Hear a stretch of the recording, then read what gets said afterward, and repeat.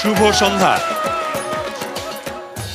BBC বাংলার নতুন আঙ্গিকের আয়োজন বাংলাদেশ সংলাপের ষষ্ঠ পর্বের আজকের এই আয়োজনে বাংলাদেশ চীন মৈত্রী সম্মেলন কেন্দ্র থেকে আপনাদের সবাইকে জানাচ্ছি স্বাগতম। দর্শক শ্রোতা, আমি কামাল আহমেদ আপনাদের শুভেচ্ছা জানিয়ে এই অনুষ্ঠান শুরু করছি। আজকের প্যানেলে উপস্থিত আছেন বাংলাদেশের ক্ষমতাসীন দল বিএনপির ঢাকা মহানগর কমিটির সভাপতি এবং ঢাকার মেয়র সাদেক হোসেন খোকা, প্রধান বিরোধী দল আওয়ামী লীগের অন্যতম প্রেসিডিয়াম সদস্য এবং সাবেক পানি সম্পদ মন্ত্রী আব্দুর রাজ্জাক। উপস্থিত আছেন বাংলাদেশের একটি বেসরকারি গবেষণা প্রতিষ্ঠান সেন্টার ফর ডেভেলপমেন্ট রিসার্চের চেয়ারম্যান ডক্টর মিজানুর রহমান শেলী, বাংলাদেশের পরিবেশ আইনজীবী সমিতি বা বাংলাদেশ এনভায়রনমেন্ট লয়ার্স অ্যাসোসিয়েশন বেলার অন্যতম পরিচালক সৈয়দা রিজওয়ানা হাসান। আজকের এই অনুষ্ঠানে আপনারা যারা অংশ নিচ্ছেন, আপনারা যে সমস্ত প্রশ্ন জমা দিয়েছেন তার মধ্য থেকে কিছু প্রশ্ন আমরা বাছাই করে নিয়েছি। আমাদের প্রথম প্রশ্ন ঢাকার মিরপুরের শেওড়াপাড়া থেকে এসছেন সঙ্গীতা ফারজানা। সংবিধানে সংশোধন না করে আদৌ কি তত্ত্বাবধায়ক সরকারের ব্যবস্থা সংস্কার ঘটানো সম্ভব? আব্দুর রাজ্জাক। এটা অবশ্যই সম্ভব, কারণ সংবিধানে যে কথাটি আছে আমরা সেটাই বাস্তবায়ন করতে চাই। সংবিধানে আছে নির্দলীয় ব্যক্তি তত্ত্বাবধায়ক সরকারের প্রধান হবেন এবং যারা উপদেষ্টা হবেন তারাও নির্দলীয় হবেন এবং তাদের কাজটা হবে একটা নিরপেক্ষ নির্বাচন অনুষ্ঠান করা। সেজন্য এটার সংবিধান পরিবর্তনের প্রয়োজন হয় না। ডক্টর শেলী। জনাব রাজ্জাক যেমন বলেছেন, সংবিধানে যা আছে তা যদি যথাযথভাবে বাস্তবে প্রয়োগ করা হয় তাহলে তো এ সমস্ত সমস্যা থাকে না। সমস্যা তখনই দেখা যায় যখন প্রধান রাজনৈতিক শক্তিগুলোর মধ্যে যে কোনো একটি ব্যাপারের ব্যাখ্যা নিয়ে বিরোধ দেখা যায়। সুতরাং দুই বা ততোধিক প্রধান রাজনৈতিক শক্তি যদি একমত হন, দেশের জন্য দশের জন্য যা মঙ্গল তা করেন, তাহলে পরে সংবিধান মোতাবেক তা করা সম্ভব হবে না কেন তা আমি বুঝতে পারছি না। আরেকটি কথা হলো, সংবিধান কি? সংবিধান কোনো ঐশী বাণী নয়, মানুষের কল্যাণে প্রয়োজনে সৃষ্টি। এবং হারমান ফাইনার নামে একজন রাষ্ট্রবিজ্ঞানী লিখেছিলেন, constitution is an autobiography of power relationship in a given society. যে কোনো সমাজের শক্তি নিচয়ের মধ্যে যে সম্পর্ক, পারস্পরিক সম্পর্ক, তারই বিবর্তন প্রতিফলিত হয় যে কোনো দেশের বা সমাজের সংবিধানে। এই অবস্থায় আমাদের যেটা বাস্তবতা, যা দিয়ে দেশ ভালোভাবে চলবে, মঙ্গল হবে, এই অস্থিরতা দূর হবে, অসহনীয় দুর্ভোগ মানুষকে সহ্য করতে হবে না, সেটা করার জন্য সংবিধানকে যদি কাটছাঁট করে বা সংশোধন করে নেওয়া যায়, তা যদি করা হয় তাহলেই দেশের জন্য উপকার, তাই মঙ্গল। ধন্যবাদ। শ্রোতা দর্শকদের মধ্যে যদি কেউ মন্তব্য করতে চান হাত উঠাতে পারেন, আমি আপনাদের কাছে আসবো। তবে প্রশ্নকর্তার কাছে আগে প্রথমে জেনে নেই তার কি মনে হয়, আপনি বলুন। আমি সংবিধান সম্পর্কে যতটুকু জেনেছি, যদি এটা সংশোধন না করে তত্ত্বাবধায়ক সরকার ব্যবস্থার সংস্কার ঘটানো খুবই একটা ক্রিটিক্যাল, একটা সংঘাতের দিকে চলে যাবে। ধন্যবাদ। পিছনের দিকে আপনি। সংস্কারের জন্য সংবিধান পরিবর্তন কোনো দরকার নাই, প্রধান রাজনৈতিক দলগুলো যদি সমঝোতায় আসে তাহলেই যথেষ্ট। ধন্যবাদ। সৈয়দা রিজওয়ানা হাসান। আইনজীবীরা আসলে কোনো এক বিষয়ে দুই মত দিতেই পছন্দ করেন। আমি মনে করব যে আসলে যদি তত্ত্বাবধায়ক সরকারের প্রধান কে হন সে বিষয়ে আমরা আসি, সেখানে বলা আছে যে সাবেক প্রধান যিনি বিচারপতি ছিলেন, এবং সেখানেই নির্দলীয় কি নির্দলীয় না এ নিয়ে আমরা তর্ক করছি, এবং এই নির্দলীয় কি নির্দলীয় না এই তর্কেই আসলে রাজনৈতিক দলগুলোর মতৈক্যের প্রয়োজন রয়েছে। কিন্তু যদি আমরা বলি যে যিনি বিদায়ী বিচারপতি ছিলেন তাকে আমরা মানি না, সেক্ষেত্রে কিন্তু সংবিধান খানিকটা পরিবর্তনের প্রশ্নটা চলে আসে। কিন্তু আমার কাছে যেটা গুরুত্বপূর্ণ সেটা হচ্ছে যে সংবিধান পরিবর্তন করে আমরা তত্ত্বাবধায়ক সরকারের বিধান এনেছিলাম, আমরা কাঙ্ক্ষিত রাজনৈতিক মতৈক্যে পৌঁছাতে পারিনি। আবারও পরিবর্তন যদি করি, কাকে আমরা চাই সেটা নির্ধারণ করার জন্য, তাহলেই যে আমরা কাঙ্ক্ষিত রাজনৈতিক মতৈক্যে পৌঁছে যাব তা না। আগামী 10 বছর পরেও কিন্তু তাহলে আবার প্রশ্ন আসতে পারে যে আমরা গতবার যাকে বলেছিলাম বা যে পদ্ধতিতে বলেছিলাম এবার সেটা চাই না। সেক্ষেত্রে আমাদের কি করণীয়? ধন্যবাদ। সাদেক হোসেন খোকা। সংবিধানে কেয়ারটেকার প্রধান কে হবেন এটা অত্যন্ত সুন্দরভাবে বলে দেওয়া আছে।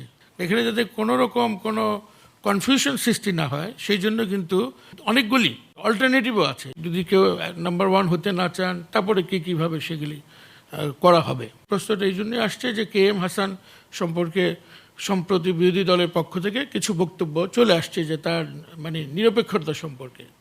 এখানে আমি যে বিষয়টা মানে এই প্রশ্নের সাথে সম্পৃক্ত করে বলতে চাই, যেমন আমি এখন মেয়র আছি বা রাজ্জাক ভাই একসময় মন্ত্রী ছিলেন, আমরা হয়তো নির্বাচিত হয়ে একটা দলের প্রসেসেই যখন নির্বাচিত হয়ে শপথ গ্রহণ করি তখন কিন্তু আমি দলের মেয়র থাকি না, আমি বা দলের মন্ত্রী হিসাবে আমার কাজ করার সুযোগ থাকে না, আমাকে মানে সমগ্র দেশকে নিয়ে ভাবতে হয় তখন। ঠিক একইভাবে কে এম হাসান সাহেব, আমি জানি না তার মানে অতীতে কোথাও কোনো সম্পৃক্ততা থাকতেও পারে, কিন্তু তিনি যেদিন বিচারপতির শপথ নিলেন তিনি কিন্তু সেই শপথের মধ্যেই তিনি কিন্তু কমিটেড হয়ে গেলেন যে তিনি আর কোনো দলের সাথে সম্পৃক্ত নন, তিনি কোনো আবেগ দিয়ে কাজ করবেন না। সুতরাং এখন পিছিয়ে যে ওইসব প্রশ্ন যদি আমরা তুলতে থাকি তাহলে কিন্তু কোনো সময় কোনো না কোনোভাবে এই মানে তত্ত্বাবধায়ক সরকারের প্রধান যিনি হবেন তার বিষয়ে এইরকম ক্রিটিসিজম, এরকম সন্দেহ, অবিশ্বাস এগুলি কিন্তু আসতেই থাকবে। কিন্তু সেটা তো এসেছে এবং সংলাপ যেটা হচ্ছে দুই প্রধান রাজনৈতিক দলের মধ্যে, সেই সংলাপে এটা একটা বিষয়। প্রশ্নটা হচ্ছে যে সংবিধান সংশোধন না করে একটা সমঝোতা সম্ভব কিনা। সংবিধানে যেগুলি সুস্পষ্টভাবে উল্লেখ করা আছে সেগুলি সাময়িক কোনো একটা সমঝোতার ভিত্তিতে সেগুলি ভায়োলেশন, এটা একটা খারাপ উদাহরণ হিসাবে আমাদের জন্য থেকে যাবে। যদি কোনো মানে ঐক্যমতে পৌঁছতে হয় তাহলে নিয়মতান্ত্রিকভাবে সংবিধান সংশোধন করেই এটা করা উচিত বলে আমি মনে করি। 1991 সালে যে সংশোধন করা হয়েছিল বা সংবিধানের বাইরে যে ব্যবস্থা নেওয়া হয়েছিল সমঝোতার ভিত্তিতে, সেটা তাহলে খারাপ দৃষ্টান্ত ছিল বলে বলতে চান আপনি? না, সেটা কিন্তু সংবিধানের বাইরে করা হয় না। আপনি নিশ্চয়ই মনে আছে, দেখবেন যে জেনারেল এরশাদ সাহেব তৎকালীন রাষ্ট্রপতি তিনি পদত্যাগ করলেন, করে উপরাষ্ট্রপতি ব্যারিস্টার মওদুদ আহমেদকে দায়িত্ব দেওয়া হলো। কিন্তু প্রধান বিচারপতির পদ থেকে পদত্যাগ না করেই ওই দায়িত্ব গ্রহণ করেছিলেন এবং তত্ত্বাবধায়ক সরকারের প্রধান হয়েছিলেন। ওই সময় সমগ্র জাতি এবং একটা সামরিক জান্তার থেকে একটা গণতন্ত্রে প্রবেশের পথে সেরকম হয়তো একটা ব্যবস্থা সেই সময় মানে সকলে ঐক্যমতের ভিত্তিতে করতে হয়েছিল, এবং সেটার জন্য পরবর্তীকালে অনেকগুলি সংশোধন আবার সংসদকে গ্রহণ করতে হয়। ধন্যবাদ। আব্দুর রাজ্জাক, আপনি ফেরত আসতে চাচ্ছেন? প্রথম কথা হচ্ছে যে সংবিধান যেটা আছে সেটা যদি আমরা সবাই মেনে চলতাম তাহলে কিন্তু এটার এই প্রশ্নের অবতারণা করতে হতো না। প্রথমত ভায়োলেশন হয়েছে এই কারণে, সংবিধানে আছে নির্দলীয় কথাটা। এখন যিনি কে এম হাসান সাহেব তিনি দলীয়, তার পরিচিতিটা অনেক আগের থেকেই, বিএনপির সৃষ্টি লগ্ন থেকেই তিনি বিএনপিতে আছেন এবং তিনি বিএনপির আন্তর্জাতিক বিষয়ক সম্পাদক ছিলেন এবং তিনি সেই দিনও যে মাজার জিয়ারত করতে গিয়েছেন কুমিল্লা, তখন বিএনপির লোকদের পরিবেষ্টিত হয়েই তিনি গিয়েছিলেন। দ্বিতীয় কথাটা হচ্ছে যে এই যে সংবিধানের পরিবর্তন আনা হয়েছিল, অর্থাৎ জাস্টিসদের বয়সসীমা বাড়ানো হয়েছে, সেটা এমন মুহূর্তে করা হয়েছে এই কে এম হাসান সাহেবের সময় যখন আসলো তখনই 2 বছর বাড়িয়ে দিয়ে অন্যদের সুযোগ না দিয়ে তাকে সুযোগ দেওয়ার জন্য, তত্ত্বাবধায়ক সরকার লিড করার সুযোগ দেওয়ার জন্যই এই কাজটি করা হয়েছে। এইখানেই হলো আপত্তিটা। তৃতীয় হলো যে সংবিধানের কথা বলা, আপনি আপনাদের দাবির পক্ষের যুক্তিগুলো সব এখন তুলে ধরছেন, আমরা সেদিকে ফেরত যেতে চাই না। প্রধান বিচারপতি হিসাবে শপথ নেওয়ার পরে সাদেক হোসেন খোকা বলেছেন যে তিনি আর দলের থাকেন না। এই শপথ নেওয়ার পরে যদি আমরা সকলেই যদি আমাদের শপথ অনুযায়ী কাজ করতাম তাহলে বাংলাদেশের সংকট সৃষ্টি হতো না। আপনি বোধহয় ফেরত আসতে চাচ্ছেন সাদেক হোসেন খোকা। রাজ্জাক ভাইয়ের যে কিছু বিষয় অবতারণা করেছেন, সেখানে কে এম হাসান উনি তো নিজে সংবিধান সংশোধন করেন নাই, করে উনি নিজে ইচ্ছা করে এই পদে যেতে চান নাই। এটা কে এম হাসান সাহেবেরও আগে কোনো একজন প্রধান বিচারপতি তিনি একটা দাবি দিয়েছিলেন, বলেছিলেন যে বিচার ব্যবস্থার জন্য এবং তাদেরকে আরও অভিজ্ঞতা সম্পন্ন মানে বিচারক থাকার জন্য বিচারপতিদের বয়স বাড়ানো দরকার। সরকার শুধু ওই বিষয়টাকে তারা বাস্তবায়ন করেছে। এটা শুধু একটা সময়ের জন্য না, কিন্তু যে এখন থেকে সবসময় এই বিচারপতিদের বয়স। আমরা এবার পরের প্রশ্নে যাই। পরের প্রশ্ন ঢাকার ধানমন্ডি থেকে ছাত্রী ফারজানা আজিজ শাওন। সংস্কার প্রস্তাব মেনে না নিলে বাংলাদেশে কি থাইল্যান্ডের মতো কোনো পরিস্থিতির উদ্ভব হতে পারে? আব্দুর রাজ্জাক। যদি সমঝোতা না হয়, সংলাপের মাধ্যমে যদি আমরা বাস্তবতাকে উপলব্ধি করে সমস্যার সমাধান না করি তাহলে অবশ্যই তেমনি একটি অবস্থা থেকে যেতে পারে। এটা যিনি প্রশ্নকর্তা তিনি এই যে সন্দেহ করছেন এটা অমূলক নয়। কিন্তু বিরোধী দলীয় নেত্রী যখন সংসদে এরকম আশঙ্কার কথা বলেছেন, তার দৃষ্টিভঙ্গিটা কি, আপনার দলের দৃষ্টিভঙ্গিটা কি, আসলেই কতটা এই আশঙ্কা আপনার দল করছে? এটা সকলেরই, আজকে বাংলাদেশের সকলের মনেই এই সকল প্রশ্নগুলি জেগে উঠছে, কারণ মানুষ চায় সমাধান, মানুষ চায় শান্তিপূর্ণ এবং একটি সুষ্ঠু অবাধ নির্বাচন। সুতরাং সেই দিকে যদি না যায়, সংঘাত যদি আসে, তাহলে জনগণের মনে এই প্রশ্নগুলো উঠবেই। সাদেক হোসেন খোকা, এখনকার যে রাজনৈতিক যে একটা পরিবেশ, বিএনপি আওয়ামী লীগ তারা একটা প্রায় একই রকম শক্তির মধ্যে দিয়ে তারা এগিয়ে যাচ্ছে। এক্ষেত্রে বিভিন্ন বিষয়ে এই ধরনের ক্রাইসিস সৃষ্টি হওয়া, মানে অনৈক্য সৃষ্টি হওয়া, এগুলি একটা অস্বাভাবিক কোনো বিষয় নয়। তো এগুলিকে আমি মনে করি সবসময় রাজনৈতিকভাবে এর সমাধান হতে হবে। কোনো রকম অসাংবিধানিক পথে, কোনো রকম সামরিক অভ্যুত্থানের মধ্য দিয়ে বা অন্য কোনো অসাংবিধানিক পন্থায় এর সমস্যার কোনো সমাধান নয়।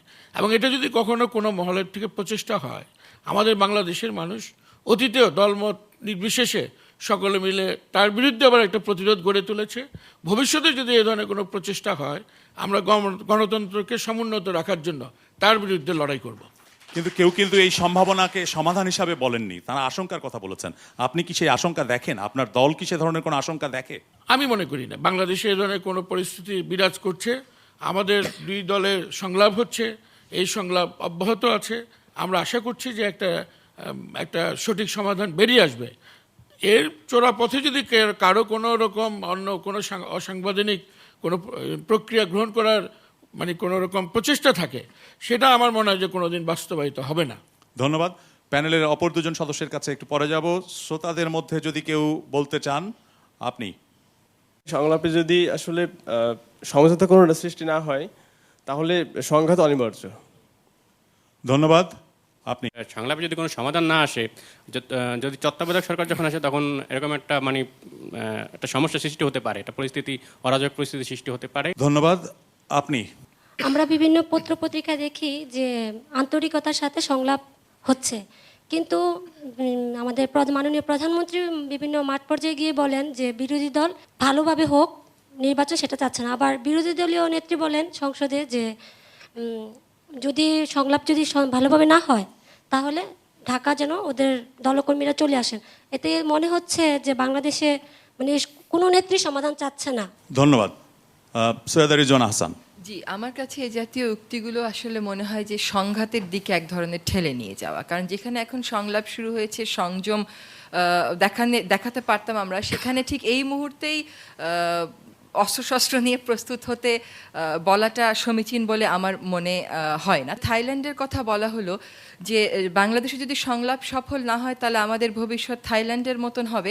আসলে আমার মনে হয় যে ওই জাতীয় ভবিষ্যতের বিরুদ্ধে আমরা পরপর বেশ কয়েকবারই কিন্তু আমাদের ঐক্য দেখিয়েছি। ওই রকমই যদি আমাদের ভাগ্য হয়, তাহলে আমাদের রাজনৈতিক দলগুলোর জবাবদিহিতাটা কোথায় রইল মানুষের কাছে? যাদেরকে আমরা ভোট দিচ্ছি, যাদের কথা শুনে আমরা আন্দোলন করছি, যদি তারাই ঐক্যমতে আসতে না পারে এবং আমাদেরকে থাইল্যান্ডের ভবিষ্যৎ মেনে নিতে হয়, তাহলে রাজনৈতিক দলগুলোর জবাবদিহিতাটা কোথায় মানুষের কাছে? ধন্যবাদ। ডক্টর মিজানুর রহমান শেলী। এক মামলায়, তালাকের মামলা, স্ত্রীর পক্ষের উকিল বলল স্বামীটারই সব দোষ। জজ সাহেব, যার নাকি নিরপেক্ষ হওয়ার কথা, তিনি নাকি বলেছিলেন আপনি ঠিকই বলেছেন। এটা শুনে স্বামীর পক্ষের উকিল লাফ দিয়ে উঠে বলে, হুজুর আমার তো আসলে স্ত্রীটাই তো দোষী। তখন জজ সাহেব বললেন আপনি ঠিক বলেছেন। তো শুনে পিছন থেকে একজন মামলাবিহীন ব্রিফলেস উকিল বললেন যে হুজুর দুজনে তো একসঙ্গে ঠিক কথা বলতে পারে না। তো জজ সাহেব বললেন আপনিও ঠিকই বলেছেন। আমাদের অবস্থা জনগণ হিসেবে, জাতি হিসেবে অনেকটা এরকম। দুদিকে আমরা ঠিক কথা শুনছি, কোনটা ঠিক এটা ঠিক করে এখন মুশকিল হয়ে দাঁড়িয়েছে। তো এখন এই অবস্থায় রাষ্ট্রবিজ্ঞানীরা বিশ্লেষণ করে বলেছেন যে যখন একটি রাজনৈতিক ব্যবস্থা, বিশেষত গণতান্ত্রিক ব্যবস্থা সত্যিকারের গণতন্ত্রে রূপান্তরিত না হতে পারে, পরমত সহিষ্ণুতা এবং জনকল্যাণে নিবেদিত না হতে পারে, এবং নির্বাচনকে একটি জিরো সাম গেম বা শূন্য অথবা সব কিছুর খেলায় পরিণত করে থাকে, তাহলে পরেই মুশকিল। স্নেহভাজন রাজ্জাক বলেছেন যে দেশের মানুষ কি চায়, অবাধ সুষ্ঠু নিরপেক্ষ নির্বাচন, অবশ্যই, কিন্তু কেন নির্বাচন? যাতে মানুষ ভালো থাকতে পারে, যাতে মানুষের সন্তান সন্ততি উজ্জ্বল ভবিষ্যৎ দেখতে পারে, আমার সন্তান যেন থাকে দুধে ভাতে। এই সমস্ত মহান লক্ষ্য, এগুলো কি মনে হয়? মনে হয় যেন কাব্য কবিতা। আপনার প্রশ্ন যেটা ছিল যে সংলাপের আলোচনা যদি সফল না হয়, যদি ব্যর্থ হয়, তাহলে হয়। যে কথাটা আমি বলছি, ব্যর্থ কেন হবে? যে কথা রিজওয়ানা বলেছেন যে কিসের জন্যে? যেহেতু একটা রাজনৈতিক ব্যর্থতা হচ্ছে, গণতান্ত্রিক ব্যর্থতা হচ্ছে, নেতৃত্বের ব্যর্থতা হচ্ছে। আমি হান্টিংটন বিশ্ববিখ্যাত রাষ্ট্রবিজ্ঞানীর একটি মুক্তির ওখানে উদ্ধৃতি দিচ্ছি। সেখানে বলো, এ ধরনের সমাজে, এ ধরনের অবস্থাতে যার যা কিছু আছে তাই নিয়ে গিয়ে হয়। The students agitate, the workers strike, the wealthy bribe and the colonel স্কু। তো আমার যে কথাটা বলা হয়েছে, নিজেদের ভালো কোথায় বুঝতে হবে, দেশের ভালো কোথায় বুঝতে হবে। যত তাড়াতাড়ি তা করেন ততই মঙ্গল। তা না হলে যদি ব্যর্থতা আসে, তাহলে এই ব্যর্থতা অন্যান্য নানা ধরনের বিপদ ডেকে আনে। আশেপাশে আমরা তাই দেখছি, অতীতে আমরা তাই দেখেছি, আমরা চাই না ভবিষ্যতেও তাই হোক। ঢাকা বিশ্ববিদ্যালয়ের ছাত্র SM সাইদুর রহমান। 2007 সালের নির্বাচনের ফলাফল সম্পর্কে বিভিন্ন পত্রিকা সম্প্রতি প্রকাশিত জরিপের ফলাফল সংস্কার বিষয়ক সংলাপে কোনো প্রভাব ফেলবে কি? সৈয়দা রিজওয়ানা হাসান। আমার ধারণা না, কারণ জনমত যদি সত্যিকারেরই প্রভাব ফেলতো তাহলে আজকে এই পর্যায়ে হয়তো আমরা আসতাম না। ডক্টর শেলী। জনমত পরিসংখ্যান নিয়ে নানা ধরনের মত আছে। যেমন বলা হয়, একজন মানুষের একটা পা যদি জ্বলন্ত চুলায় থাকে, আরেকটা পা যদি বরফের উপরে থাকে, তাহলে গড়পড়তা হিসাব করে বলা যায় উনি বেশ আরামেই আছেন। এই ধরনের পরিসংখ্যান তো কাজে লাগে না। জনমতের আমি একরকম পরিসংখ্যান, আরেকজন আরেকরকম করলেন। জনতা কি করবে তা বোঝা যায় সাধারণত শেষ পর্যন্ত গিয়ে নির্বাচনে। সুতরাং আসলে নির্বাচনকে, যেটা রাজাক সাহেব বলেছেন, যদি নিরপেক্ষ, অবাধ, সুষ্ঠু করতে হয়, তাহলে পরে যা যা সংস্কার প্রয়োজন, সাদিক হোসেন খোকাও এ ব্যাপারে একমত হবেন আশা করি। স্নেহভাজন ব্যক্তিত্ব তিনি, জনতার সঙ্গে থাকেন। সরকার জনতা বেছে নেয় না, জনতাই সরকারকে বেছে নেয়। ধন্যবাদ। সেই অবস্থা করা। ধন্যবাদ। প্রশ্নকর্তা, আপনার কেন এই কথা মনে হলো? রাজনৈতিক দলগুলো এক একটি কৌশল নিয়ে সংলাপে অংশগ্রহণ করছেন, সেই হিসেবে জনমত জরিপের ফলাফল তাদের কৌশলের ক্ষেত্রে প্রভাব ফেলতে পারে বলে আমি মনে করছি। ধন্যবাদ। শ্রোতা দর্শকদের মধ্যে আর কেউ এ বিষয়ে মন্তব্য করতে চান? আপনি। তো অবশ্যই প্রভাব ফেলবে, কারণ এখানে এই সংলাপে প্রত্যেকটি দল, রাজনৈতিক দলের স্বার্থ জড়িত। তো সেই হিসেবে তারা তাদের স্বার্থ সংশ্লিষ্ট বিষয়গুলিকে সমুন্নত রাখার জন্য এই সমস্ত বিষয়গুলো তারা অবতারণা করবেন সেখানে। ধন্যবাদ। আপনি। আমরা যদি অন্যভাবে দেখি, দেশের বাইরের কথা বলি, উন্নত কান্ট্রিগুলিতে, সেখানে আমরা দেখি যে পত্রপত্রিকায় যে জনমতগুলি জরিপ করা হয়, সেগুলি নির্বাচনে বা সংলাপে একটি প্রভাব ফেলে। কিন্তু আমার মনে হয় না যে এখন যে জাতীয় জরিপ করা হচ্ছে এটা সংলাপে কোনো প্রভাব ফেলবে। ধন্যবাদ। আপনি। আমাদের যে সংলাপ বা জনমতের যে চাপ, সেটার চেয়ে বৈদেশিক চাপটাই কি বেশি না আমাদের রাজনীতিবিদদের উপর? ধন্যবাদ। সাদেক হোসেন খোকা। বৈদেশিক চাপ বলে তো আমরা কিছু, মানে আমরা সরকার বা আমাদের দল কিছু আমলেও নেই। আমরা বাংলাদেশের জনগণের চিন্তা ভাবনায়, মতামতের উপরে বিশ্বাস করি এবং এটাকে ধারণ করেই ভবিষ্যতের সকল সিদ্ধান্ত আমরা গ্রহণ করে থাকি। সে কারণে এই জনমত জরিপের যেটা ফলাফল কাগজে বেরিয়েছে বা আলোচনা হচ্ছে, সেটা কি সংলাপে কোনো প্রভাব ফেলবে? নির্বাচনের আগে এই ধরনের অনেক জনমত যাচাই বিভিন্নভাবে, বিভিন্ন অ্যাঙ্গেলে, বিভিন্ন ব্যক্তি গোষ্ঠী, বিভিন্ন এনজিওর পক্ষ থেকে এটা করা হয়ে থাকে। সুতরাং এটা নিয়ে আমি মনে করি যে সংলাপে তেমন একটা প্রভাব পড়ার কথা নয়। তবে রাজ্জাক ভাইরা একটু এখন নমনীয় হতে পারেন, কারণ তাদের বিজয়ের ব্যাপারে একটা, মানে এখানে একটা আগাম একটা ধারণা দেওয়া হচ্ছে। বিজয় যদি নিশ্চিত থাকে, অন্য বিষয় নিয়ে এত মানে দরাদরি করে লাভ কি? বিরোধী দল যদি নমনীয় হয়, সেক্ষেত্রে সরকারি দল কি আরো কঠোর হবে? না, আমরা আশা করব যে এখানে দুইজন মহাসচিব অত্যন্ত দুই দলেরই খুবই গুরুত্বপূর্ণ ব্যক্তি, এবং তারা কিন্তু ইতিমধ্যেই প্রতিদিন সংলাপ থেকে বেরিয়ে একটা আশাবাদ ব্যক্ত করছেন, জাতিকে কিন্তু বোঝাচ্ছেন যে তারা এগুচ্ছেন। ধন্যবাদ। আব্দুর রাজ্জাক।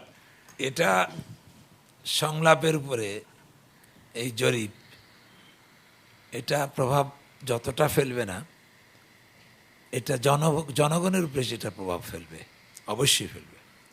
দ্বিতীয় কথা হচ্ছে যে কোনো বৈদেশিক চাপে কারণে আমরা এই সংলাপে যাইনি। আমরা আমাদের প্রয়োজনে জনগণের স্বার্থের দিকে লক্ষ্য করেই এবং দেশে যাতে সংঘাত না হয়, শান্তিপূর্ণভাবে একটা নির্বাচন হয়, সে কারণে আমরা সংলাপে বসার ব্যবস্থা চিন্তা করেছি। আজকে তো পৃথিবী ছোট হয়ে আসছে, সবাই সবার সঙ্গে সম্পৃক্ত। সেই ক্ষেত্রে যে গণতান্ত্রিক দেশগুলো যদি কোনো ভালো কথা চিন্তা করে তাহলে সেটা ক্ষতির কারণ নয়। আমরা পরের প্রশ্নে যাব। ঢাকার ধানমন্ডি থেকে মোহাম্মদ H.A. কাইয়ুম রাজীব। সমাপনী দিনে দুই নেত্রী কেউ কারো মুখ দেখবেন না, তাহলে এটা গণতন্ত্রের জন্য, বাংলাদেশের গণতন্ত্রের জন্য কতটুকু সহায়ক? অষ্টম জাতীয় সংসদের সমাপনী দিনে দুনেত্রী কেউ কারো মুখ দেখলেন না, এটা গণতন্ত্রের জন্য কতটুকু সহায়ক? সৈয়দা রেজওয়ানা হাসান। এটা মোটেও সহায়ক না। এবং আমি তো ভাবি যে বিদেশে যেখানে হয় যে নির্বাচনী প্রচারণার শেষ দিকে এসে দুই প্রধান প্রতিদ্বন্দ্বী মুখোমুখি বিতর্ক করেন, তো ওনারা যদি একজন আরেকজনের মুখ দেখবেন না ঠিক করে রাখেন, আমরা জনগণকে এমন একটা দাবি করতে পারি কি না যে সংস্কার প্রস্তাবে জনগণের একটা দাবি হলো যে নির্বাচনী প্রচারণার শেষ দিনে আপনারা দুজন মুখোমুখি হবেন এবং জাতির বিভিন্ন বিষয় নিয়ে আলোচনা করবেন। ডক্টর শেলী। গণতন্ত্রের মূল নির্যাসই হচ্ছে বিরোধী দলকে সম্মানিত অবস্থানে রাখা এবং তার প্রতি সম্মান করা। আধুনিক যে গণতান্ত্রিক রাষ্ট্র, তার অবিচ্ছেদ্য অঙ্গ হলো একটি সাংবিধানিক বিরোধী দল। বাংলাদেশের আমার মনে হয় বিশেষত সংসদীয় গণতন্ত্র পুনরুজ্জীবনের পরে যেখানে প্রধান ব্যর্থতা, সেখানে হলো যিনি বিরোধী দলে গেছেন তাকেই উপহেলা অবজ্ঞা করা হয়েছে এবং এতে সরকার ভেদে মাত্রা ভেদ হয়নি। সেই জন্যই প্রয়োজন যে সংসদীয় গণতন্ত্র বা যে কোনো গণতন্ত্রের জন্য যা জরুরি সেই জিনিসটাকে অনুধাবন করা, তাকে বাস্তবে প্রয়োগ করা। অর্থাৎ বিরোধী দল হচ্ছে সরকারের অঙ্গ, সুতরাং বিরোধী দলকে, যিনি বিরোধী দলে থাকুন, সরকারি দল সম্মান করবে, সরকারকে বিরোধী দল সম্মানের চোখে দেখবেন। এটাই তো গণতন্ত্রের মূল নির্যাস। সেটা হওয়া উচিত। সেটা না হলেই আমাদের ব্যর্থতার ভাড়া আরও পরিপূর্ণ হবে। ধন্যবাদ। প্যানেলের যে দুজন রাজনীতিক সদস্য আছেন তাদের কাছে একটু পরে আসবো। শ্রোতারা আপনারা হাত উঠিয়ে দেখাতে পারেন, বলতে পারেন আপনাদের মতামত যে এই যে জাতীয় সংসদের সমাপনী অধিবেশনের দুনেত্রী একজন আরেকজনের বক্তৃতার সময় উপস্থিত ছিলেন না, সেটা কতটা গণতন্ত্র সম্মত। যারা মনে করেন এটা গণতন্ত্র সম্মত হাত উঠাতে পারেন। একজন মাত্র মনে করছেন গণতন্ত্র সম্মত। আব্দুর রাজ্জাক। মুখোমুখি না হওয়াটা এটা সঠিক নয়, তবে এটা বেশ কয়েকটা পার্লামেন্টে আমরা দেখে আসছি যে সরকার বিরোধী দলের মধ্যে এ ধরনের ব্যবহার হয়ে আসছে। যেমন এবারের আমরা সংসদে এসেছি, সংসদে আলোচনা করার জন্য এসেছি, কিন্তু আমাদের মাননীয় প্রধানমন্ত্রী তিনি প্রায়শই সংসদে থাকেন না এবং জবাবদিহিও করেন না। দ্বিতীয়টা হচ্ছে মন্ত্রীরাও জবাবদিহি করেন না। তারপরে তিনি প্রধানমন্ত্রীর যেদিন প্রশ্ন উত্তর ছিল সেই দিনও তিনি উপস্থিত ছিলেন না, তাহলে জবাবদিহিতা তো নাই। এবং মুখ দেখা থেকে শুধু দুই নেত্রীর মধ্যে নয়, আমাদের সঙ্গে প্রধানমন্ত্রী দেখা হয়নি। এটাও একটা গণতন্ত্রের জন্য সুখকর নয় বা এটা কোনো ভালো উদাহরণ নয়। সাদেক হোসেন খোকা। অ্যাকচুয়ালি আমাদের সংসদীয় গণতন্ত্রের বয়স তো মাত্র 15 বছর অতিক্রান্ত হচ্ছে বলা যায়। এখানে আমরা গণতন্ত্রকে প্রাতিষ্ঠানিক রূপ দেওয়ার জন্য এখনও আমাদের চেষ্টা অব্যাহত চলছে। আমি রাজ্জাক ভাইয়ের মতো আমি বলতে চাই না যে বিরোধী দলের নেত্রীর বা আওয়ামী লীগ যখন ক্ষমতায় ছিল এই ত্রুটি ছিল। এখানেও যে বিষয়টা একটা কনসেনসাস হয়েছে সেটা হলো যে এই বিষয়গুলি, আমাদের ত্রুটি বিচ্যুতিগুলি পরিত্যাগ করতে হবে, গণতন্ত্রকে প্রাতিষ্ঠানিক রূপ দিতে হবে। এই ক্ষেত্রে আমাদের সকল দলকেই কিছু উদার মনোভাব নিয়ে কাজকর্ম করতে হবে বলে আমি মনে করি। এখানে আমাদের গত সংসদে যেটা সমাপনী অধিবেশন যেটা হলো, সেখানে আমি জানি না দুইজনকে ইচ্ছাকৃতভাবে যে তার মুখোমুখি হন নাই নাকি অন্য কোনো তাদের কোনো যুক্তিসঙ্গত কারণ ছিল, এটার জবাব ওনারাই দিতে পারবেন। ওনাদের সাথে দেখা হয় নাই, এই বিষয়টা বোধহয় সঠিক হলো না, কারণ অনেকদিনই আমাদের সংসদ নেত্রী, প্রধানমন্ত্রী তিনি উপস্থিত ছিলেন, তাদের অনেক প্রশ্নের জবাব দিয়েছেন। বিশেষ কোনো দিন কোনো অধিবেশনে কখনো হয়তো তার জরুরি সরকারি কাজকর্ম পড়ে থাকতে পারে, কিন্তু পার্লামেন্টকে অবজ্ঞা করা হয়েছে প্রধানমন্ত্রীর পক্ষ থেকে, এরকম কোনো নজির তো আমি দেখছি না। ধন্যবাদ। অনুষ্ঠানে এবারে একটি ছোট্ট বিরতি, বিরতির পর আবার আমরা ফিরে আসব বাংলাদেশ সংলাপের এই আয়োজনে। প্লিজ তুমি এটা বোঝার চেষ্টা করো, আমি কি করলাম বলো, আমার দোষটা কি? আমি তোমাকে একটা খলিল ভাইরে বলিস আমার জন্য 20 টাকা। এ মাসুদ, খলিল ভাইরে বলিস তো সোহেলের 20। বাপ্পি, খলিল ভাইরে কত? সোহেলের 20। এই প্রীতি, খলিল ভাইকে বলো তো সোহেলের 20। ভাইয়া, খলিল ভাইকে বলবেন সোহেল ভাইয়ের 20। খলিল ভাই, সোহেলের নামে 20 টাকা রিচার্জ করেন। ওরে কত কথা বলে রে, কথা বলবে না কেন বলেন? টাকা ফুরানোর তার ভয় নাই, ঝটপট প্রয়োজনে চটপট রিচার্জ আছে না, বাংলা লিংকে রাইট অফ আপ 10 থেকে 10,000 টাকা পর্যন্ত আপনার প্রিপেইড অ্যাকাউন্টে রিচার্জ করুন। সরি, আমার ক্রেডিট শেষ হয়ে গিয়েছিল। শোনো, তোমাকে যেটা বলতে চাচ্ছিলাম, বাংলা লিংক। প্লিজ তুমি এটা বোঝার চেষ্টা করো, আমি কি করলাম বলো, আমার দোষটা কি? আমি তোমাকে একটা খলিল ভাইরে বলিস আমার জন্য 20 টাকা। এ মাসুদ, খলিল ভাইরে বলিস তো সোহেলের 20। বাপ্পি, খলিল ভাইরে কত? সোহেলের 20। এই প্রীতি, খলিল ভাইকে বলো তো সোহেলের 20। ভাইয়া, খলিল ভাইকে বলবেন সোহেল ভাইয়ের 20। খলিল ভাই, সোহেলের নামে 20 টাকা রিচার্জ করেন। ওরে কত কথা বলে রে, কথা বলবে না কেন বলেন? টাকা ফুরানোর তার ভয় নাই, ঝটপট প্রয়োজনে চটপট রিচার্জ আছে না, বাংলা লিংকে রাইট অফ আপ 10 থেকে 10,000 টাকা পর্যন্ত আপনার প্রিপেইড অ্যাকাউন্টে রিচার্জ করুন। সরি, আমার ক্রেডিট শেষ হয়ে গিয়েছিল। শোনো, তোমাকে যেটা বলতে চাচ্ছিলাম, বাংলা লিংক। প্লিজ তুমি এটা বোঝার চেষ্টা করো, আমি কি করলাম বলো, আমার দোষটা কি? আমি তোমাকে একটা খলিল ভাইরে বলিস আমার জন্য 20 টাকা। এ মাসুদ, খলিল ভাইরে বলিস তো সোহেলের 20। বাপ্পি, খলিল ভাইরে কত? সোহেলের 20। এই প্রীতি, খলিল ভাইকে বলো তো সোহেলের 20। ভাইয়া, খলিল ভাইকে বলবেন সোহেল ভাইয়ের 20। খলিল ভাই, সোহেলের নামে 20 টাকা রিচার্জ করেন। ওরে কত কথা বলে রে, কথা বলবে না কেন বলেন? টাকা ফুরানোর তার ভয় নাই, ঝটপট প্রয়োজনে চটপট রিচার্জ আছে না, বাংলা লিংকে রাইট অফ আপ 10 থেকে 10,000 টাকা পর্যন্ত আপনার প্রিপেইড অ্যাকাউন্টে রিচার্জ করুন। সরি, আমার ক্রেডিট শেষ হয়ে গিয়েছিল। শোনো, তোমাকে যেটা বলতে চাচ্ছিলাম, বাংলা লিংক। আমরা আবার ফিরে এসেছি বাংলাদেশ সংলাপের এই আয়োজনে। আমরা পরের প্রশ্নে যাই। ঢাকা বিশ্ববিদ্যালয়ের ছাত্র মোহাম্মদ রেজাউল ইসলাম সাজু। প্রশ্ন হচ্ছে, সাম্প্রতিক সময়ে ক্রীড়াবিদদের উপর পুলিশি হামলার দায়িত্ব কে নেবে?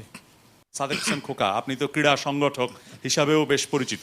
সাম্প্রতিক সময় দুইটি বিচ্ছিন্ন ঘটনা ঘটে, একটা চিটাগংয়ে, একটা সম্প্রতি আমাদের শুটিং কমপ্লেক্সের সামনে। তো এই বিষয়গুলিতে চিটাগংয়ের বিষয়টা আমাদের স্বরাষ্ট্র প্রতিমন্ত্রী নিজে উদ্যোগ নিয়ে সাংবাদিকদের সাথে আলাপ আলোচনা করে এই ব্যাপারে যথাযথভাবে ব্যবস্থা নিয়েছেন এবং বিষয়টি একটা নিষ্পত্তি ঘটিয়েছেন। এখন শুটিং কমপ্লেক্সে যেটা বিষয়টা হয়েছে সেটা আমি স্বরাষ্ট্রমন্ত্রীর সাথে আমি নিজেও আলোচনা করেছি বিষয়টা। তিনি বর্তমান সময় তিনি ওমরা হজ পালন করার জন্য দেশের বাইরে আছেন, তিনি এলেই দায়ী ব্যক্তিদেরকে নিশ্চয়ই চিহ্নিত করা হবে, এই ব্যাপারে নিশ্চয়ই সরকার প্রয়োজনীয় ব্যবস্থা নেবেন। কিন্তু ইতিমধ্যে আমরা জেনেছি যে ওই গাড়ির যিনি চালক একজন হাবিলদার, তাকে সাসপেন্ড করা হয়েছে, কিন্তু ওই গাড়ি যিনি ব্যবহার করছিলেন তিনি ওই গাড়ি ব্যবহারের অধিকারী কিনা, বৈধভাবে ব্যবহার করতে পারেন কিনা, একজন ডিআইজির স্ত্রী বা তার পরিবার, সেটা কি সরকার কখনো খতিয়ে দেখেছে?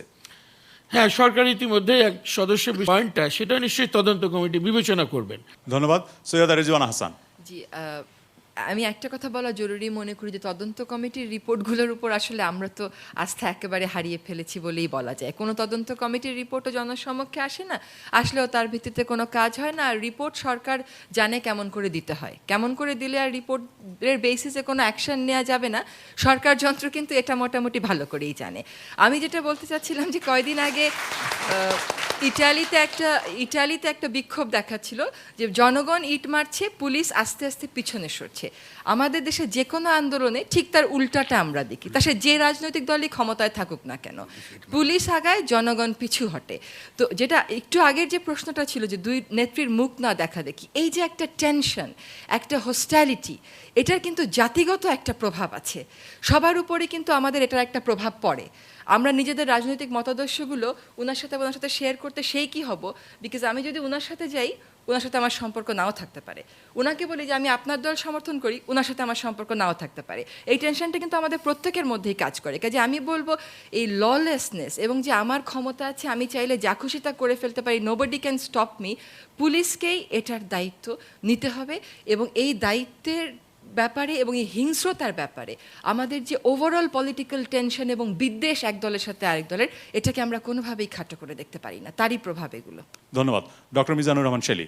আমরা যখন শিশু ছিলাম একটি প্রধান বিতর্কের বিষয় ছিল কার শক্তি বেশি, বাবার না পুলিশের। তো যার বাবা পুলিশ ছিল তার জন্য তো কোনো সমস্যা নাই। আমার বাবা নন, আমার দাদা পুলিশ ছিলেন ব্রিটিশ আমলে। যাই হোক, সেই জন্য নয়, আমি নিজে প্রশাসনিক সার্ভিসের সদস্য হিসেবে ম্যাজিস্ট্রেট হিসেবে কাজ করেছি, তৎকালীন মহকুমা প্রশাসকে কাজ করেছি, জেলা পর্যায়ে কাজ করেছি। একটি নিয়ম ছিল, একটি যাকে বলে চেক অ্যান্ড ব্যালেন্স, একটিকে দিয়ে আরেকটিকে কবজায় রাখা। ম্যাজিস্ট্রেসি অ্যান্ড পুলিশের হাতে লাঠি চালাবার ক্ষমতা কিন্তু আইনত পুলিশের নেই, বন্দুক চালাবার। সেটি একজন ম্যাজিস্ট্রেট একটি পরিস্থিতি বুঝে যখন নিয়মানুগভাবে হুকুম দেন তখনই তার পক্ষে সেই লাঠি চালানো সম্ভব। আর প্রশাসনিক যে নিজের বিচারের ভার যার হাতে, প্রশাসনের ভার আছে যার হাতে, সেই ম্যাজিস্ট্রেটের কিন্তু হাতে বন্দুক বা লাঠি দেওয়া হয়নি।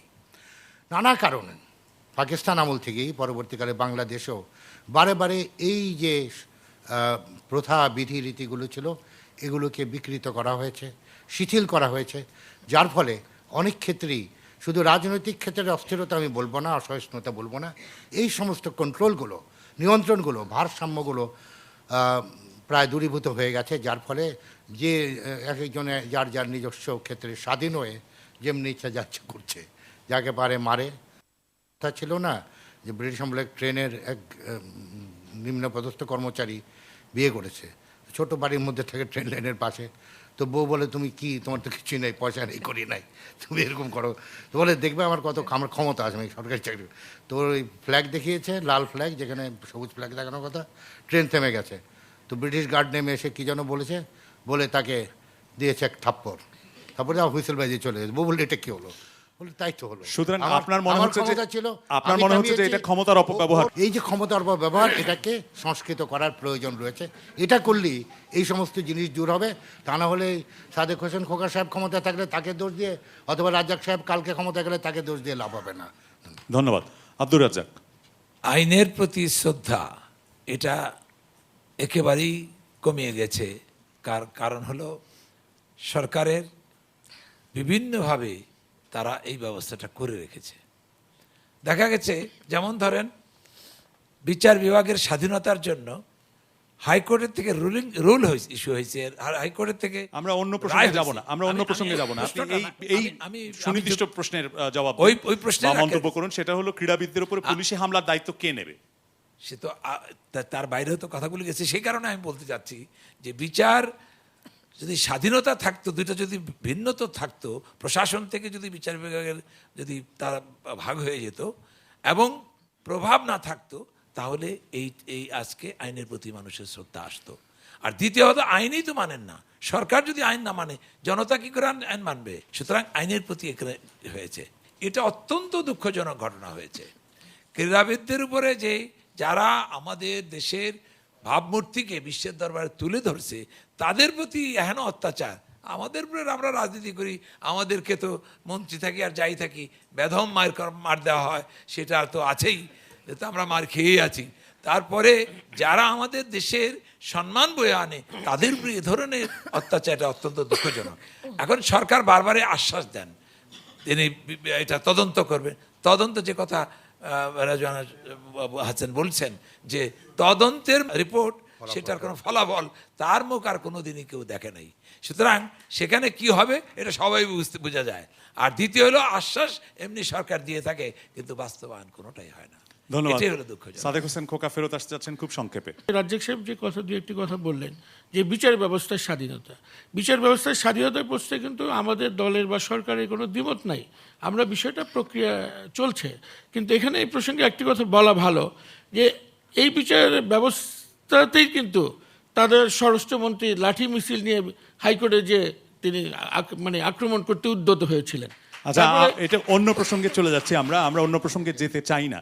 সৈয়দা রিজওয়ানা হাসান বলেছেন যে তদন্ত কমিটিগুলো, এই যে পুলিশের যে তদন্ত কমিটি, সেই তদন্ত কমিটি কোনো কাজে আসবে না। এই যে পুলিশের তদন্ত, পুলিশ কমিশনার একজন ডেপুটি কমিশনারকে বা একজন জয়েন্ট কমিশনারকে ওই পদবীর একজন কর্মকর্তাকে দায়িত্ব দিয়েছেন এটা তদন্ত করার জন্য, এবং তিনি যখন দায়িত্ব দিয়েছেন তার আগেই তিনি বলেছেন যে পুলিশের ওপরে শক্তি প্রয়োগ করা হয়েছিল বলেই পুলিশ এই ব্যবস্থা নিয়েছে। তো তাহলে সেই তদন্ত কমিশনের ভাগ্য কি হবে? এই তদন্ত কমিটির এক সদস্য বিশিষ্ট কমিটির সদস্য কিন্তু তিনি নন, তার সাবঅর্ডিনেট, তার আরেকজন। এবং এখানে যে বিষয়টা হোম মিনিস্ট্রি থেকে এর আগে দু একটা ঘটনায় আমরা যেটা দেখেছি, যেমন চট্টগ্রামের সাংবাদিকদের সাথে যে একটা যুদ্ধ পরিস্থিতিটা, তিনি কিন্তু অবশেষে সকলকে নিয়ে আলাপ আলোচনা করে বিষয়টা এটা নিষ্পত্তি করেছিলেন। এবং আমি আশা করি চট্টগ্রামে একটা রাজনৈতিক হস্তক্ষেপ পরে ওপর থেকে করা হয়েছে সরকারের তরফ থেকে, কিন্তু এখানে এখনো কেন করা হলো না? এখানেও বিশেষ করে স্বরাষ্ট্রমন্ত্রী ঢাকায় না থাকার কারণে বিষয়টা স্বরাষ্ট্র মন্ত্রণালয়ের পক্ষ থেকে একটু মানে পিছিয়ে আছে। তা আমরা মনে করি যে উনি চলে আসলে পরে এই ব্যাপারটা একটা যথাযথ নিষ্পত্তি করে দেওয়া হবে। ধন্যবাদ। শ্রোতা দর্শকদের মধ্যে আপনি, এটা অত্যন্ত নিন্দনীয়, অত্যন্ত দুঃখজনক যে দেশের জন্য গৌরব নিয়ে এসেছেন যারা, যেমন আসিফ, তার উপরে যে হামলা, তার যে নির্যাতন, লাঞ্ছনা, এটা অত্যন্ত দুঃখজনক। এবং এটা কোনো ক্ষমা চেয়ে কোনো তদন্ত করেই আমার মনে হয় এটার সমাধান হবে না। এবং এটার জন্য আমি মনে করি দায়িত্ব কাউকে অবশ্যই নিতে হবে, এবং পুলিশ বাহিনী স্বরাষ্ট্র মন্ত্রণালয়ের অধীন, অবশ্যই এই দায়িত্ব স্বরাষ্ট্র মন্ত্রণালয়ের এবং মন্ত্রীর। এবং বারবার আমরা দেখছি পুলিশ রাজপথে নারী রাজনৈতিক কর্মীদের চরম লাঞ্ছনা করছে, নির্দয়ভাবে প্রহার করছে, এবং এই ধরনের ঘটনা সাংবাদিকদের উপর হামলা হয়েছে। এই দায়িত্ব ধন্যবাদ। আপনি, ক্রীড়াবিদদের উপরে হামলার যে তদন্ত কমিটি, ওখানে পুলিশের যাকে রাখা হয়েছে বললেন মাননীয় মেয়র মহোদয়, আমাদের চট্টগ্রাম ভাষায় একটা কথা আছে, কয় যাতে জাত টানে কাকড়ায় গাঁট টানে, অর্থাৎ কাকড়ার তার অভ্যাস গাঁথের দিকেই। তো আদৌ পুলিশের তদন্ত রিপোর্টটা আমার মনে হয় ওই রকমই একটা কিছু হবে। আপনি, আমার মনে হয় এই ব্যাপারে সরকারকে শক্তভাবে পদক্ষেপ নেওয়া উচিত। ধন্যবাদ। আপনি, একটার পর একটা ঘটনা ঘটার পর বলা হয় যে এটা একটি বিচ্ছিন্ন ঘটনা, তাহলে এই বিচ্ছিন্ন ঘটনাটা কতদিন ঘটতে থাকবে? ধন্যবাদ। আপনি, সনজি শুটারের প্রতি এইরকম পুলিশি আচরণ সমস্ত ক্রীড়াবিদদের উপর প্রভাব ফেলবে এবং ক্রীড়াবিদদের মানে খেলার প্রতি একটা আগ্রহ কমে যাবে। ধন্যবাদ। এবার আমরা পরের প্রশ্নে যাই। পরের প্রশ্ন ঢাকার ছাত্রী জেসমিন আক্তার। সার্ক সম্মেলনের সময় ঢাকার ভিআইপি রাস্তাগুলো যেভাবে সাজানো হয়েছিল সেটা খুব দ্রুত হয়েছে, ঢাকার অন্য রাস্তাগুলোর জন্য সেরকম পদক্ষেপ কেন নেওয়া হয় না? সৈয়দা রিজওয়ানা হাসান। কেন হয় না এটা আমি বলতে পারি না, কারণ আমি তো ওই দায়িত্বে থাকি না। সার্ক সম্মেলনের সময় আমি দেশে ছিলাম না, কিন্তু আমি ফিরেছি যেদিন মানে সম্মেলন চলাকালীন সময়। আমাদের সৌন্দর্যের কনসেপ্টটাও আসলে খুব কসমিক হয়ে যাচ্ছে, তাই না? ঢাকা শহরের আইল্যান্ডগুলো যদি আমরা দেখি ঠিকই সুন্দর হচ্ছে, একটু গ্রিন হচ্ছে, কোথাও কোথাও ঝর্ণা হচ্ছে, বক হচ্ছে, কিন্তু তার সাথে কি আসলে ঢাকা শহর খুব সুন্দর হয়ে যাচ্ছে? অনেক কসমিক মনে হচ্ছে না বিষয়টাকে? এবং এখানে টাকা পয়সার যে ব্যাপারটা, সব এদিকে সমস্ত আবাসিক এলাকায়, প্রশ্ন কিন্তু সেটাই। আমি আসলে এই উন্নয়নের ধারার সাথে আপনার সাথে হয়তো একমত না। আমি চাই অন্য জায়গায় ফুটপাথগুলো, আইল্যান্ডগুলো মেনটেইনড হোক, গ্রিনারিগুলো থাকুক। শিশু পার্কগুলো, 61টা শিশু পার্কের মধ্যে 58টাই বেদখল হয়ে গেছে, তা নিয়ে মামলাও আছে হাইকোর্টে।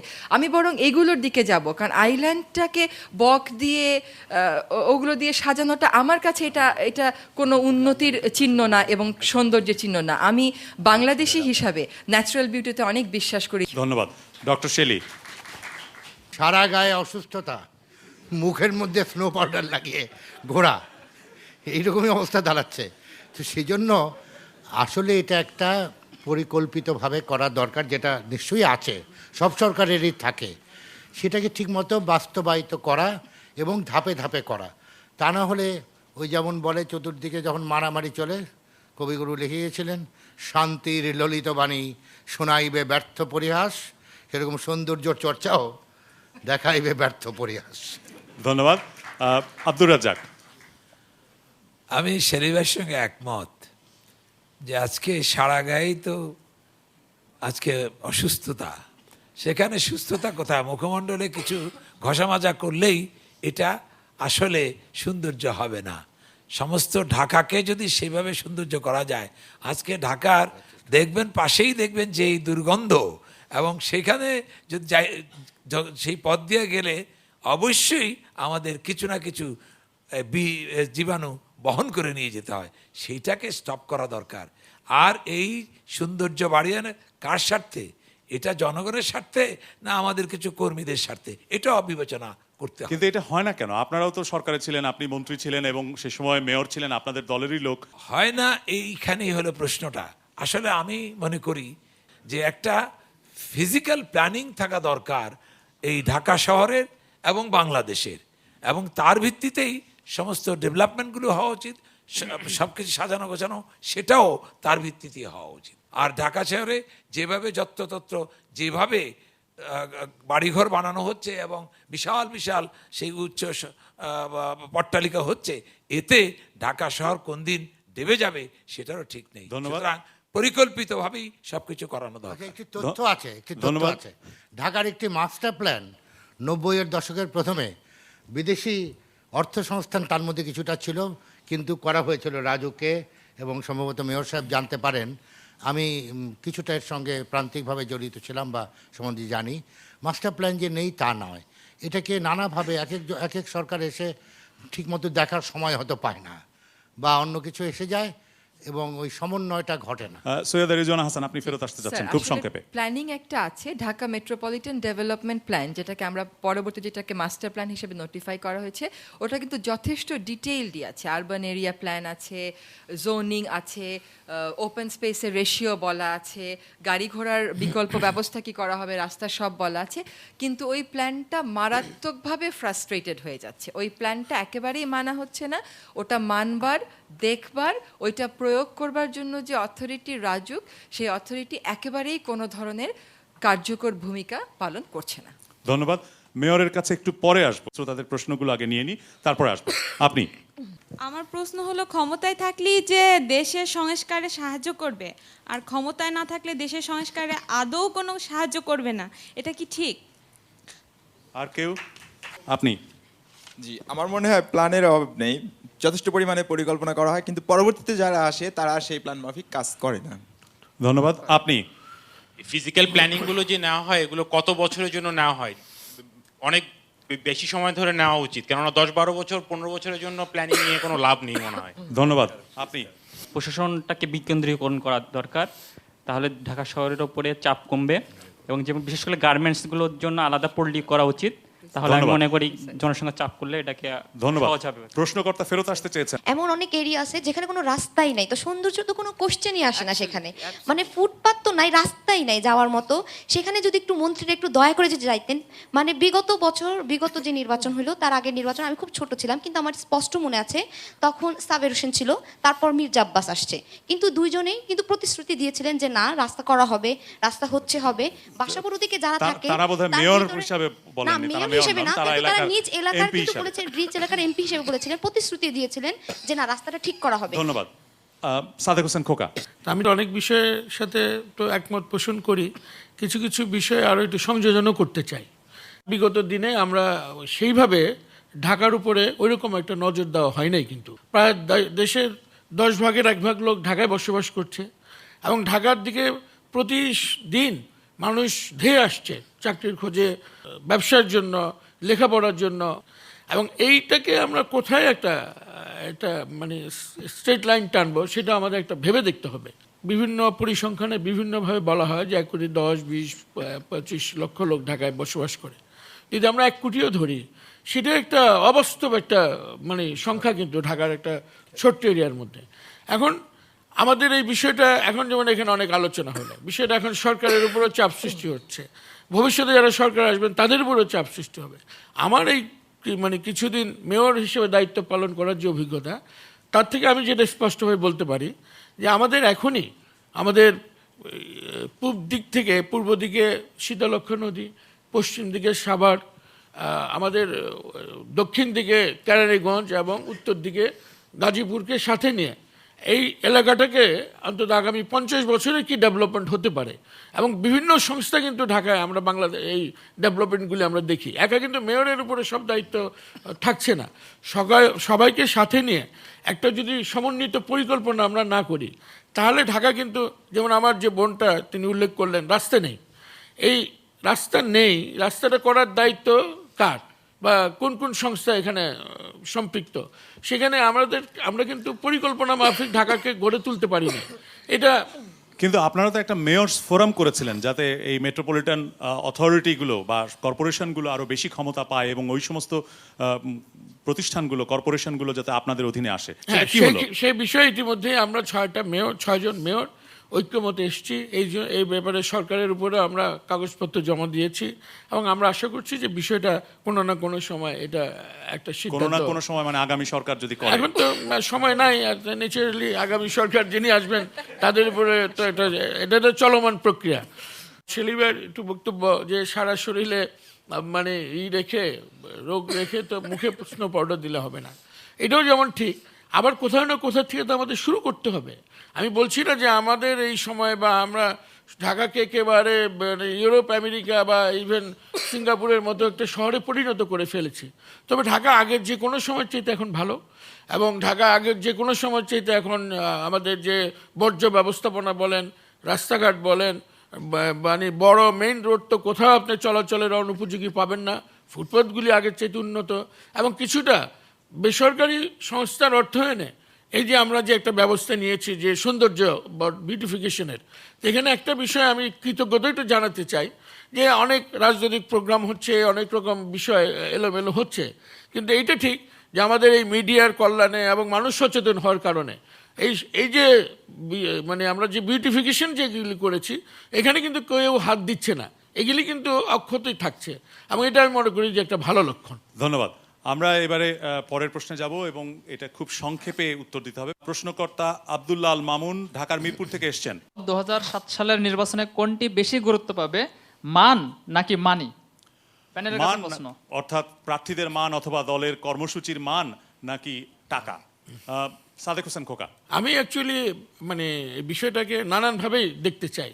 কোথায় কোথাও যে টাকার প্রভাব হয় না তা নয়, আবার কোথায় কোথাও যে, যেমন আমি আমার নিজের অভিজ্ঞতা থেকে বলি, সেটা হলো যে আমি যখন 91-এ প্রথম জাতীয় সংসদে নির্বাচন করতে যাই, আমাকে প্রতিদ্বন্দ্বিতা করতে হয়েছিল এখন বর্তমানে বিরোধী দলের নেত্রী, আওয়ামী লীগের সভানেত্রী, ওনার সাথে, এবং সেই সময় আমার কাছে মাত্র 35,000 টাকা রয়েছে আর কি আমার নিজের। তো সেখানে আমি প্রথম আমার একটা ধারণা হলো যে এটা বোধহয় আমার নমিনেশনটা নেওয়াই আমার ঠিক হয় নাই। আচ্ছা, ইতিহাসে না যেয়ে কি আমরা সামনের দিকে যেতে পারি না? খুব সংক্ষেপে আপনার মতামতটা যদি জান যে 2007 সালের নির্বাচনটা এটা টাকার উপরে নির্ভর করবে না এটা নির্ভর করবে যেসব এলাকায় খুবই রাজনৈতিক সচেতন জনগণের পক্ষের লোকরা মানে মনোনয়ন পাবেন, যেটা আমি মনে করি যে ইদানিং সুশীল সমাজের একটা আন্দোলন বেরিয়ে আসছে যে ভালো যোগ্য সৎ প্রার্থীদের দেওয়া, আমি তাদের এই বক্তব্যের সাথে একমত, এবং ভালো সহযোগ্য তাদেরকে আবার রাজনীতির দলগুলির সাথে সম্পৃক্ত হতে হবে। আব্দুর রাজ্জাক। বাজার অর্থনীতির সঙ্গে বাজার রাজনীতি হয়ে গেছে, এবং এটা জাতির জন্য অত্যন্ত দুর্ভাগ্যজনক।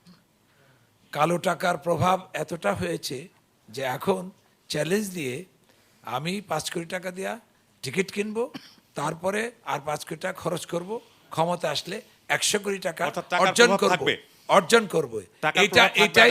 এটা বাস্তবায়ন হয়েছে বিগত নির্বাচন। আগামী নির্বাচনে এটা থাকবে। আমরা চাই এর প্রভাব মুক্ত একটি নির্বাচন হোক, যে নির্বাচনটা সুষ্ঠু, নিরপেক্ষ, অবাধ হবে এবং জনগণ মনের মতো লোককে ভোট দিতে পারে। আপনার দল কোনো মনোনয়ন বিক্রি করবে না বড় ব্যবসায়ীদের কাছে? আমরা সেটা রেজিস্ট করার চেষ্টা করছি। ধন্যবাদ। ডক্টর মিজানুর রহমান শেলী। পৃথিবীটা কার বশ? পৃথিবী টাকার বশ, এই কথা বলা হয়।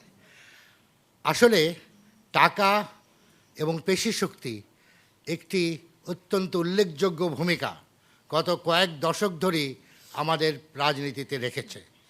এখন বোধহয় সময় এসেছে মোড় পরিবর্তনের, কারণ টাকার দাম দিতে গিয়ে দ্রব্যমূল্যের দানব, বিদ্যুতের অভাব, পানির অভাব, সব কিছু, আশ্রয়ের অভাব আমাদেরকে ব্যতিব্যস্ত করছে। আমার বিশ্বাস এবার মানুষ বিচার করে দেখবে টাকা যারা নিয়ে এবং টাকা যারা দিয়ে নির্বাচন করেন তারা দেশের ভালো করেন না। নিরপেক্ষ, অবাধ, সুষ্ঠু নির্বাচন যদি সত্যি হয়, টাকা জিতবে না, মানুষ জিতবে। ধন্যবাদ। সৈয়দা রিজওয়ানা হাসান। আমি একটু কনফিউজড আছি, কারণ মান আসলে খুবই একটা আপেক্ষিক কথা। আমরা আসলে রাজনীতির মান নিয়ে খুবই চিন্তিত আছি, সন্দেহ আছে আমাদের মধ্যে। তো রাতারাতি 3 মাসে তো এই মান বদলে যাবে এরকম আমরা আশা করতে পারি না। গত পার্লামেন্টে 60% ব্যবসায়ী মনোনীত হয়েছিলেন। আমি গত 5 বছরে এমন কোনো আলামত দেখিনি যেখানে রাজনীতিতে ব্যবসায়ীদের অংশগ্রহণের আগ্রহ কমেছে, বরং বেড়েছে। এমনকি গণমাধ্যমগুলোও কিন্তু কর্পোরেট হাউসগুলো দিয়ে রেগুলেটেড হয়ে যাচ্ছে। 91, 96, 2001 প্রত্যেকবারই কিন্তু জনগণ দল বদলে বদলে ভোট দিয়ে অন্য দলকে এনেছে, কারণ মানের সাথে তারা একমত হতে পারেনি। আমি জানি না যে এবার তা হবে কিনা, মানে পরিবর্তন হবে কিনা। হোক আর না হোক, আমি মনে করি না যে এইবারের নির্বাচনে আমরা খুবই মানসম্পন্ন একটা কিছু পেয়ে যাব বলে। তবে একটা কথা আমি বলতে পারি, রাজনৈতিক দলগুলো কিন্তু, রাজনৈতিক নেতৃত্ব কিন্তু they have started feeling the heat of public pressure. এতদিন তারা অনেক কিছু ইগনোর করে চলতে পারছেন, কিন্তু আমার কাছে মনে হচ্ছে যে মানুষের সচেতনতা এখন একটা লেভেলে এসছে, তারা এখন চাইলেই আর ইগনোর হয়তো করতে পারছেন না। The process has began. ধন্যবাদ। শ্রোতা দর্শকদের মধ্যে আপনারা হাত তুলে বলুন যে যদি আপনারা মনে করেন যে টাকার প্রভাব বেশি থাকবে আগামী নির্বাচনে, তাহলে হাত তুলুন। দেখা যাচ্ছে শতকরা 70%-এরও বেশি বা 80% আপনারা মনে করছেন যে টাকার প্রভাব আগামী নির্বাচনে থেকেই যাবে। প্যানেল সদস্য এবং মিলনায়তনে উপস্থিত দর্শক শ্রোতা, আমাদের অনুষ্ঠানের শ্রোতা দর্শক, আপনাদের সবাইকে শুভেচ্ছা জানাচ্ছি। আমি কামাল আহমেদ আজকের এই অনুষ্ঠানের থেকে এখনকার মতো বিদায় চাইছি। শুভরাত্রি।